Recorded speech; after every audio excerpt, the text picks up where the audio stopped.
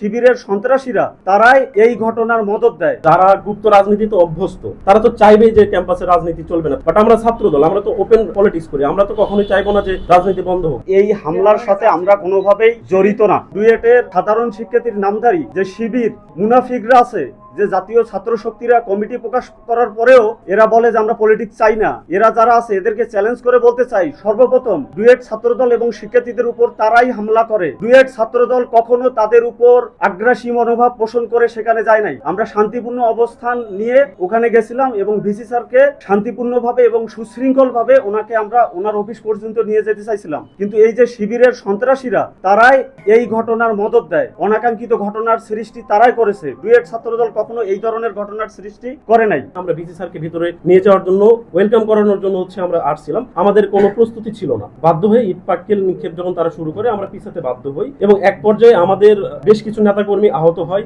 VC স্যারের পিছনে police ছিল, যে তথ্য আছে 7 থেকে 8 জন পুলিশও আহত হয়। এক পর্যায়ে আমাদেরকে সেলফ ডিফেন্সে যেতে হয়। তো তারপর তারা যেটা করে, তারা এই ধরনের ঘটনার সৃষ্টি করলো, অগ্নিসংযোগ, জ্বালাও পোড়াও, ভাঙচুর এবং হামলা শুরু করলো। এরা কখনো সাধারণ স্টুডেন্ট হতে পারে না। সাধারণ স্টুডেন্টরা কখনোই আর একটা স্টুডেন্টের গায়ে আঘাত করবে না। তো এই জায়গা থেকে আমরা বলতে চাই যে তারা যেহেতু গুপ্ত পলিটিক্স করে অভ্যস্ত, তো ওই জায়গায় তারা ওপেন পলিটিক্সে টিকতে পাবে না। যার কারণে তারা বিভিন্ন ক্যাম্পাসে, এই ডুয়েট সহ বিভিন্ন ক্যাম্পাসে no more politics, no more politics গান গায়।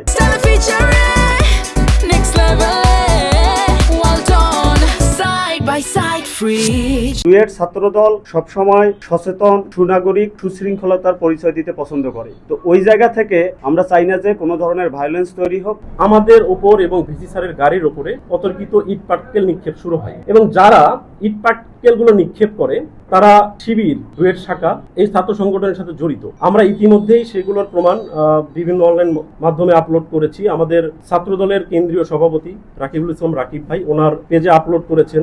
2 জনের এভিডেন্স উনি আপলোড করেছে, MK আলম এবং মতিউর রহমান।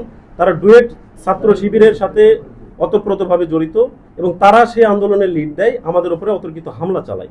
একটা ভিসিকে তার রাষ্ট্রীয় পদ পাওয়ার পরেও তাকে তার নিজস্ব ইউনিভার্সিটিতে ঢুকতে দিচ্ছে না যে সকল স্টুডেন্ট, তাদের স্বার্থ কি? এই বিষয়টা আপনাদের সাংবাদিক ভাইদের মাধ্যমে আমি আহ্বান জানাবো যে আপনারা খতিয়ে দেখবেন যে তারা কেন দায়িত্বপ্রাপ্ত একজন ভিসিকে তার প্রতিষ্ঠানে ঢুকতে দিচ্ছে না, তাদের স্বার্থটা কোথায় এবং এর পিছনে তাদেরকে কারা মদত যোগাচ্ছে, এই বিষয়টাও আপনারা খতিয়ে দেখবেন।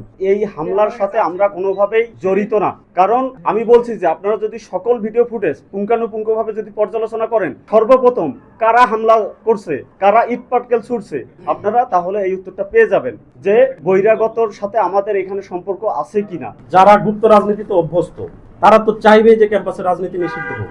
রাজনীতি করা আমাদের অধিকার। এখন কেউ চাইলেই তো আমার সাংবিধানিক অধিকারকে হরণ করতে পারে না। আমরা 5ই আগস্টের পর থেকে ডুয়েট ছাত্রদল বারবার ধারাবাহিকভাবে আমরা প্রশাসনের সাথে বসেছি, ছাত্র রাজনীতি ক্যাম্পাসে ওপেন করতে হবে এবং প্রশাসন যে এক পক্ষকে সুবিধা দিয়েছে, আপনারা ডুয়েটের ওয়েবসাইট খুঁজলে পাবেন। আমিও এখানে কিছু এভিডেন্স নিয়ে এসেছি।